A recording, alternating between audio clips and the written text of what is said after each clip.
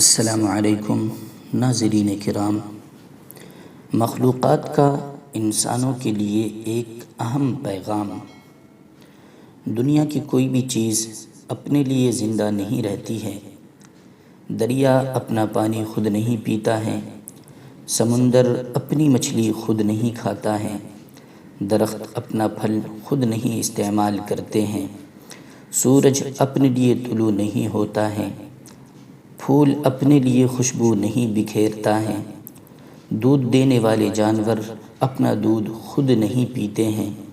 معلوم ہوا کہ چیزوں کی تخلیق کا مقصد یہی ہے کہ وہ غیروں کی خدمت کریں۔ یہ اللہ پاک کی حکمت ہے اور اس کا ہم انسانوں کے لیے پیغام بھی ہے۔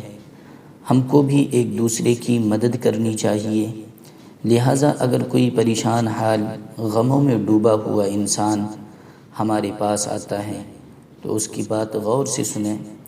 اگر کوئی اپنا عذر پیش کرتا ہے تو اس کو معاف کر دیں۔ اگر کوئی غریب و مسکین آپ سے مدد طلب کرتا ہے تو اس کی مدد کریں۔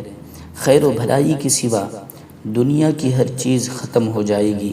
اگر کوئی کسی بھی قسم کا فائدہ حاصل کرنے کے لیے آپ کے پاس آتا ہے تو یقین کیجئے کہ اس میں آپ کا اس سے زیادہ فائدہ ہے۔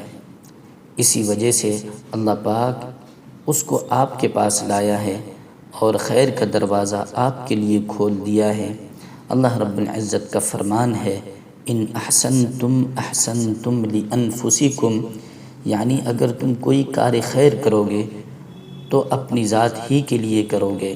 اللہ رب العزت ہم سب کو کار خیر کرنے کی توفیق عطا فرمائے۔ آمین۔ والسلام علیکم ورحمۃ اللہ وبرکاتہ۔